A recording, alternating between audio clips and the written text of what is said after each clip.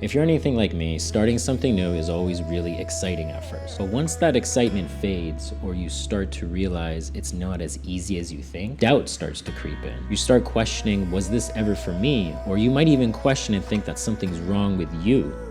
And what most people don't realize is this phase is totally normal, and how you handle it determines whether you quit or keep going. Let me explain. Motivation has to fade before a habit can form. And most people quit at this stage, and it's not because they're lazy. I'll explain what to do when you hit that wall, but first, let's talk about the brain a little bit. The human brain is wired for saving energy, and once things become hard or use up too much energy, our brain starts to doubt. This is a protective signal our brains have developed over time. The amygdala, which is this part of the brain, is responsible for processing emotions and firing up our fight or flight response. So when our effort levels go up and our results aren't there, we start to question our decisions. And here's where most people make the mistake that kills progress. They try to bring back motivation instead of learning to work without it. Think about it.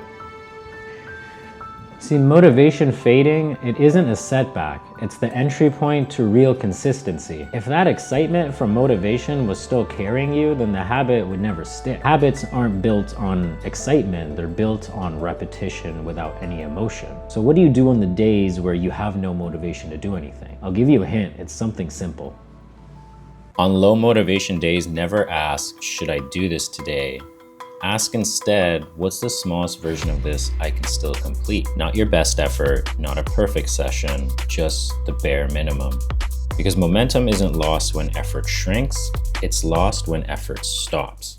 So why does this work? Well, it lowers the resistance to keep going, it'll stop you from going into an all or nothing spiral, and it keeps the identity alive that you're still at it. The goal here is to stay in the game, no matter how small what it is you're doing. Most people don't quit because they can't do it. They quit because they think that motivation fading means that something's wrong. But in reality, that's a totally normal part of the process. You just gotta stay with it.